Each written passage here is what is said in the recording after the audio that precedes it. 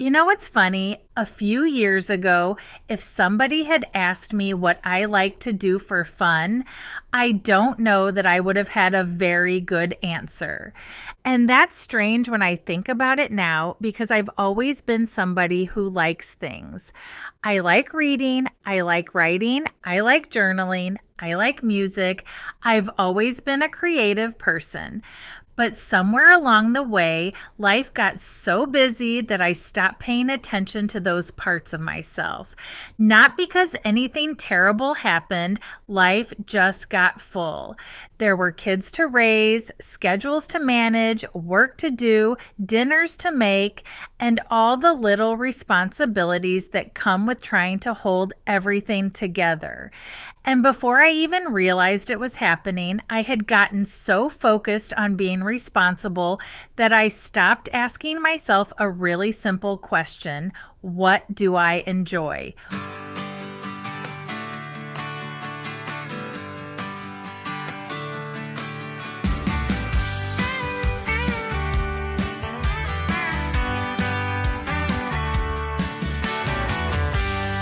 Hey there, and welcome to Mama Drama and Trauma. I'm Jenny, and I'm so glad you're here. Today, I want to talk about learning how to have fun again. And I don't mean that in some big dramatic way. I don't mean I was walking around miserable all the time. That's not what I mean. Somewhere along the way, I got so busy being responsible that I lost touch with the things I enjoyed. The things that sounded fun to me, the things I loved doing that had nothing to do with being productive, checking something off a list, taking care of someone else, or simply getting through the day. And when I say that, I'm not blaming anyone. I think this just happens sometimes. Life gets busy.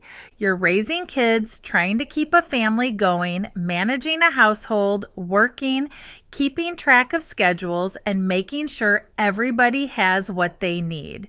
Before you know it, most of your energy is going toward taking care of everyone else. And after a while, you stop asking yourself what sounds fun.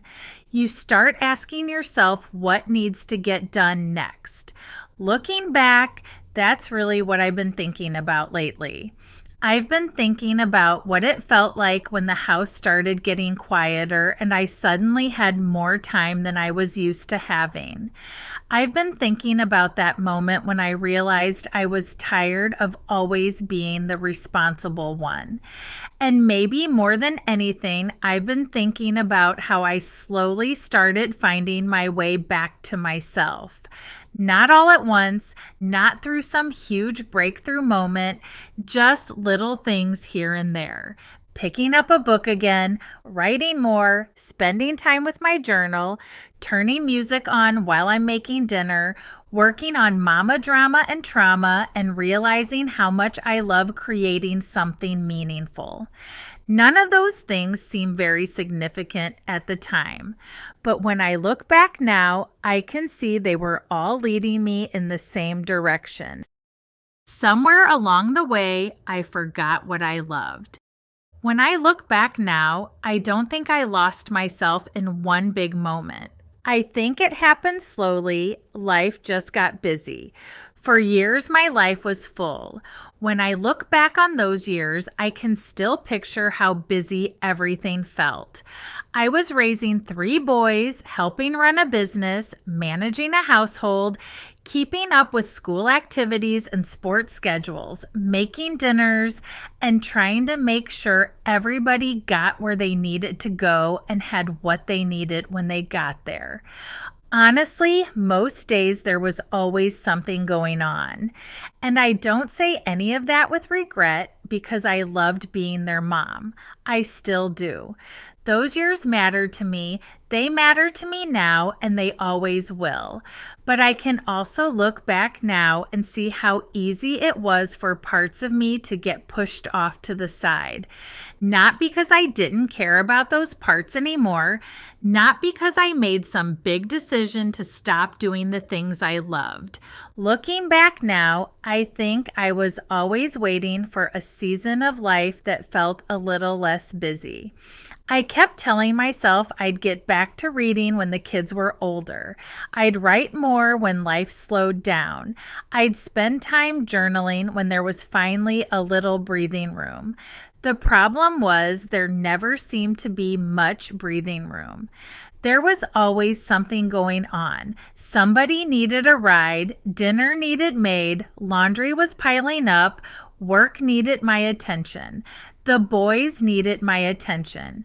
And because all of those things felt important, the things I loved kept getting moved to the bottom of the list. And by the time I finally had a minute to myself, I wasn't sitting there thinking, what would bring me joy right now? I was tired. A lot of times I just wanted to sit down, watch a TV show, catch my breath for a minute, then either get back up and do what needed to be done or go to bed. That was real life, and I think a lot of moms understand that. It's not that you stop loving the things you used to love, you just keep putting them in the later pile. Then later turns into years, and one day you realize you haven't done some of those things in a really long time. For me, that was reading, writing, and journaling. I've always liked those things. That wasn't new. I've always liked thinking about life, writing things down, and processing what I was feeling. But somewhere along the way, I stopped making room for it. And when I started doing it again, it was like something in me woke back up a little. Not in a dramatic way, just in a quiet way, like, oh yeah, I like this. This feels like me. That's what working on Momma Drama and Trauma has done for me too. When people look at it, they see a podcast. What I see is writing, reflecting, creating, and taking all these things I've lived through and trying to make meaning out of them. And I genuinely enjoy that. I really do. It brings me joy. I think that's part of what I had forgotten. For a long time, I think I thought joy had to be something big, something exciting, something you planned for. But these days, some of the things that bring me the most joy are actually pretty simple. It's getting lost in a good book, writing in my journal, sitting with my thoughts for a while, or creating something that feels meaningful to me. Sometimes it's even as simple as music playing while I'm making dinner or doing dishes and finding myself dancing around the kitchen because a song came on, and for a few minutes, life feels a little lighter. That's fun to me. That's joy to me. And I think I had forgotten that life could still have those little moments in it. Not because I didn't want them, but because I was so wrapped up in the responsibility of life that I stopped noticing they were there. When the house got quiet. One thing nobody really prepares you for is what happens when life gets quieter. For years, my life revolved around my boys. There were practices, school events, schedules, and a lot of driving from one place to another. Somebody was always looking for something, needing food, coming home, leaving the house, or asking a question. There was always something happening. There was always noise, movement, and activity, and for a long time, that's exactly where I wanted to be. Being their mom wasn't something I was trying to get away from. I loved it. I still love it. But then they got older. They started needing me differently. They had their own plans, their own friends, and their own lives, which is exactly what they're supposed to do. Then after the divorce, there were weekends when they were with their dad, and all of a sudden, the house was quiet. I remember how strange that felt. Not bad, just strange, because for so many years, there had always been somebody around. Somebody walking through the house, asking a question, needing a ride, needing help, or just making noise somewhere in the background. Then one day, it was just me. And at first, I didn't really know what to do with that. I had time, but I wasn't quite sure how to use it. Looking back now, I think that's because I had spent so many years asking myself what needed to be done next that I wasn't used to asking what I actually wanted to do. Those are two very different questions.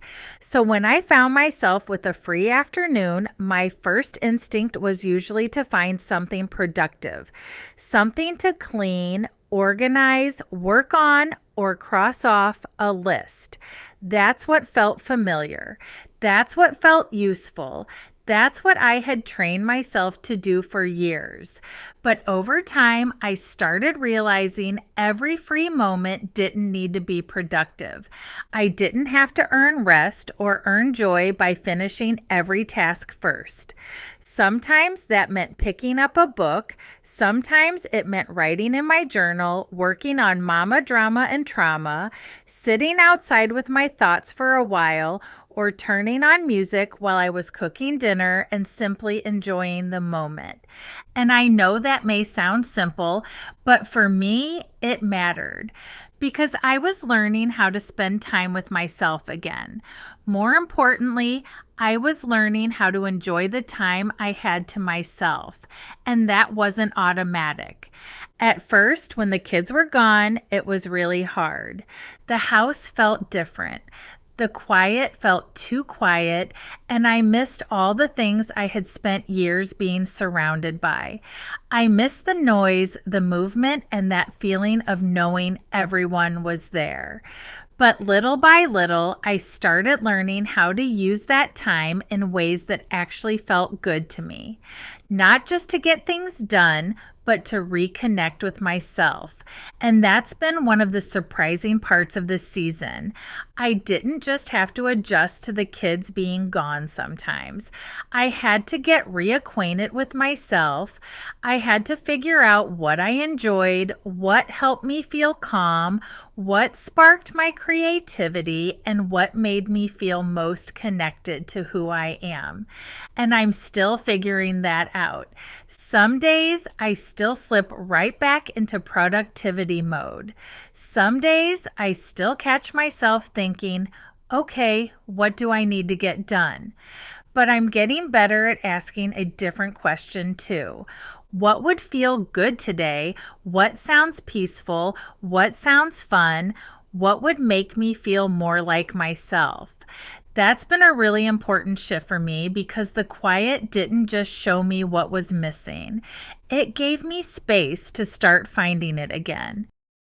I'm tired of always being the responsible one. There was this moment a year or two ago that I still think about because it makes me laugh now, but it also says a lot about where I was at the time. I was hanging out with some friends and somehow I managed to lose my phone. Now, if you know me, you know that's not normal. I'm usually the person who knows where everything is. I know where my phone is, where my keys are, what's on the calendar, what time people need to be somewhere, what needs to get done, and what's coming next. That's just how I've been for most of my life. The next morning, when we realized my phone was missing, we were trying to figure out how I had managed to lose it. And honestly, I couldn't figure it out either. I remember saying, I don't know how I lost it.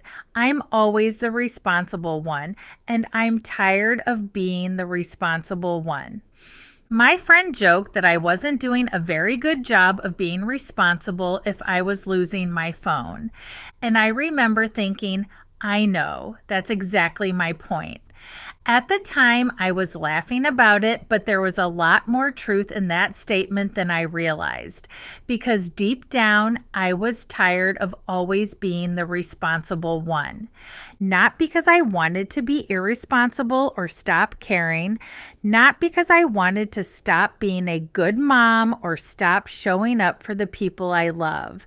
I was just tired of feeling like everything was always on my shoulders.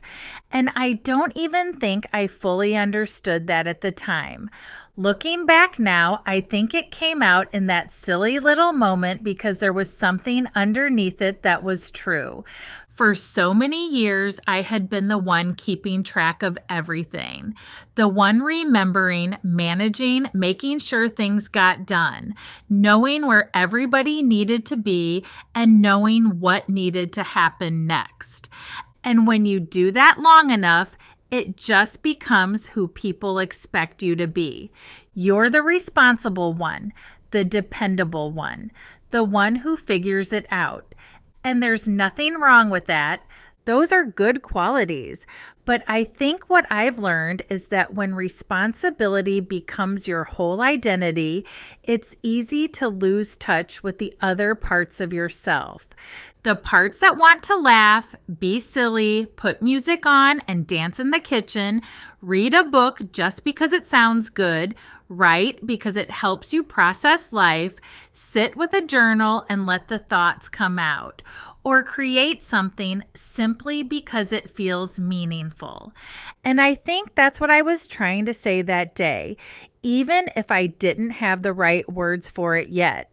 I wasn't saying I didn't want responsibility. I was saying I didn't want responsibility to be the only thing I knew how to be. Because life is more than making sure everything gets done. Life is also meant to be enjoyed. And I think somewhere along the way, I forgot that. I forgot that being responsible and enjoying my life weren't opposites. I could still be a mom, still take care of the people I love, still show up for my family, and make room for things that brought me joy too. Those things don't have to cancel each other out. And maybe that's one of the biggest things this season has been teaching me. I don't have to wait until everything is done to enjoy my life, because if we're being honest, everything is never really done. There will always be laundry, bills, errands, responsibilities, and something else that needs to be figured out. So if I keep waiting for life to completely settle down before I let myself enjoy it, I'll probably be waiting forever. And I don't want to do that anymore. I want to enjoy the little pieces of life that are already right in front of me. A song playing in the kitchen, a good book, a journal page, a quiet morning, a creative idea, a conversation that stays with me, or one of those moments where I catch myself laughing and think, there she is. That's what learning how to have fun again feels like to me. It's not some huge dramatic reinvention. It's remembering that life can still feel good in small, ordinary, everyday ways. Finding my way back didn't happen overnight.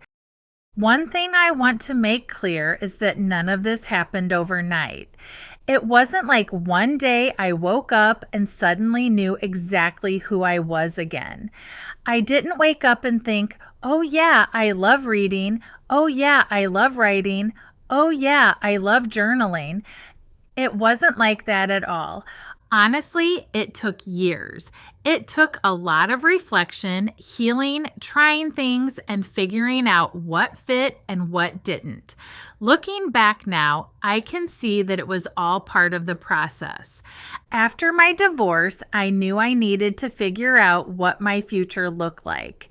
I had spent more than 20 years helping run our business, so that was the world I knew.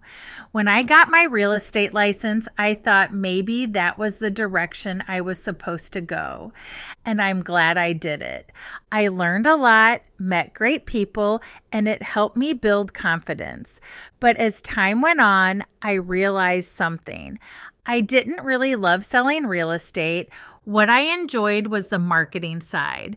I liked creating things, social media, writing content, coming up with ideas, and helping people tell their stories. So I started moving more in that direction.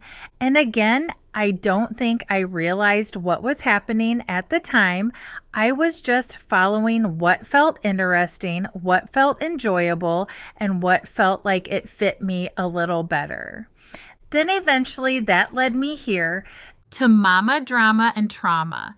And when I really stop and think about it, maybe I should have seen it coming.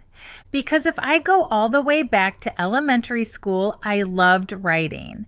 I loved creating stories, using my imagination, and putting thoughts on paper. I've always been drawn to that. Somewhere along the way, life got busy and I stopped doing those things. Not because I stopped loving them, I just stopped making time for them. Then years later, through all of this healing and reflecting and trying to figure out who I was, I slowly found my way back. Not because somebody told me what my purpose was or because I had some huge breakthrough moment. I found my way back by paying attention to what gave me energy, what I looked forward to, and what made me lose track of time. And the more I paid attention, the more I started noticing a pattern. I liked writing, reflecting, meaningful conversations, storytelling, and creating things that might help somebody feel less alone. That's what kept pulling me forward. And eventually, all those little pieces came together and became Momma, Drama, and Trauma. What's funny is that when people see something after it's created, they sometimes think it happened all at once. Like one day you just decide what you're meant to do and everything falls into place. That wasn't my experience at all. For me, it looked more like taking one step, then another, trying something, learning from it, keeping what fit, letting go of what didn't, and slowly getting closer to myself. That's probably the best way I can describe it. I wasn't finding a brand new version of myself. I was uncovering pieces of myself that had been there all along. The woman who loved writing, creating, and telling stories was always there. I had just spent a lot of years focused on other things, and I think that's why I wanted to talk about this today. Because if you're listening and you're still trying to figure yourself out, that's okay. You don't have to have all the answers today. You don't have to know exactly where you're going. Sometimes finding your way back to yourself happens one small step at a time, and sometimes you don't realize you're finding your way until you look back and see how far you've come. Life is meant to be enjoyed too. As I've been thinking about all of this, I keep coming back to one simple realization. Life is meant to be enjoyed too. And I know that sounds obvious. Of course, life is meant to be enjoyed. But if I'm being honest, I don't know that I always lived that way. Not because I was unhappy or because I didn't love my life. I just got so focused on responsibility that enjoyment became something I thought I'd get to later, when the kids got older, when life slowed down, when I finally got caught up. The problem is life never really works that way. There always seems to be something waiting for your attention. A bill, a load of laundry, an appointment, an errand, something that needs to get done. And if we keep waiting for everything to be finished before we enjoy our lives, we'll probably be waiting forever. That's one of the things I've learned over the last couple of years. The little moments matter, the ordinary moments matter, the things that make you smile for no reason matter. For me, sometimes that's sitting down with a good book. Sometimes it's writing in my journal, working on Momma, Drama, and Trauma, or getting an idea for an episode and getting excited about where it might go. Sometimes it's listening to music while I'm doing dishes. Sometimes it's dancing around the kitchen while I'm making dinner. And if somebody had told me 10 years ago that dancing around the kitchen would end up in a podcast episode, I probably would have laughed. But it's true. Those little moments matter. Because when I look back on this journey, I don't think finding myself again happened through one big moment. It happened through a lot of small moments, a lot of reflection, a lot of paying attention, and a lot of trying things while noticing what felt meaningful and what felt like me. Sometimes we make finding ourselves sound like this huge thing, like one day we're lost and the next day we're found. For me, it wasn't like that. It looked more like slowly reconnecting with parts of myself I'd lost touch with. The things I enjoy, the things that make me feel creative, and the things that make me feel most like myself. And honestly, I'm still doing that. I'm still learning things about myself, trying new things, and figuring some things out. I don't think that process ever really ends. But what I've learned is that life feels a lot better when I make room for those things. Not because they're productive or because they're going to make me money. Not because they help me accomplish something, just because I enjoy them. And maybe that's what I want to leave you with today. Not advice, just something I've been thinking about. If life has felt really busy lately, maybe ask yourself a simple question. What do I enjoy? Not what should I enjoy, what's practical or what's productive, just what do I enjoy? And if you don't know the answer right away, that's okay. I didn't either. It took me a couple of years of healing, reflecting, trying things, paying attention, and getting reacquainted with myself before those answers started showing up. Maybe that's part of the journey.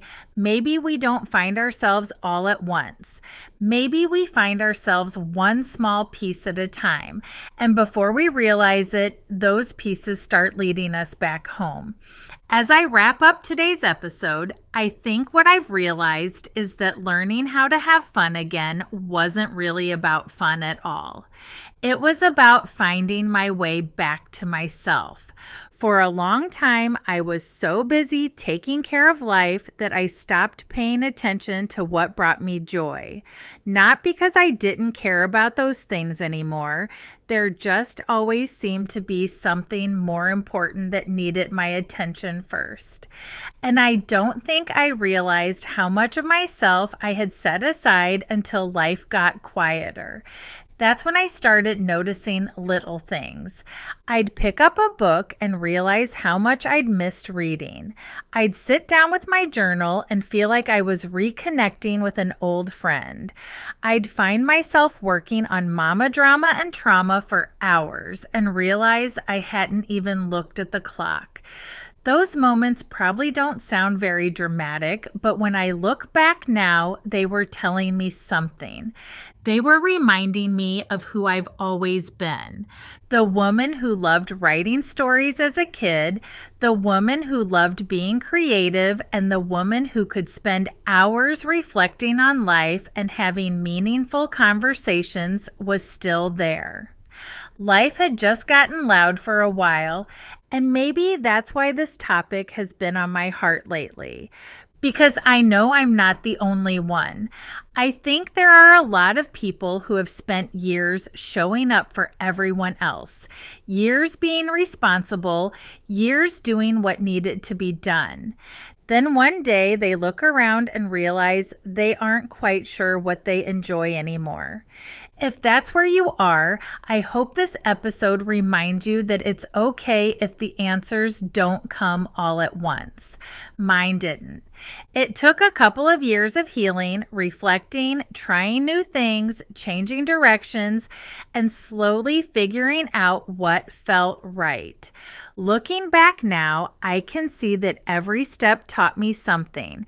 Real estate taught me something. Marketing taught me something. Even the things that weren't the right fit helped me get closer to what was. And eventually, all of those roads led me here. Not because I had some big plan or because I had everything figured out. They led me here because I kept following the things that felt meaningful. So maybe that's what I'll leave you with today. You don't have to have your whole future figured out. I know I didn't. Most of the things I've talked about today only make sense to me now because I can look back and see the path they created. At the time, I was just taking the next step. I was following what interested me, what felt meaningful, and what felt like me. And somehow all of those little choices eventually led me here. Thank you so much for spending this time with me today. And if you'd like to keep these conversations going, I'd love to have you join me over at mommadramaandtrauma.com. You can also find me on Instagram, Facebook, TikTok, and YouTube at Momma Drama and Trauma, where I share reflections, thoughts, and little moments from the journey along the way. I'd love to hear from you and continue this journey together. As always, you are strong, you are worthy, and your story matters. Until next time, take care of you.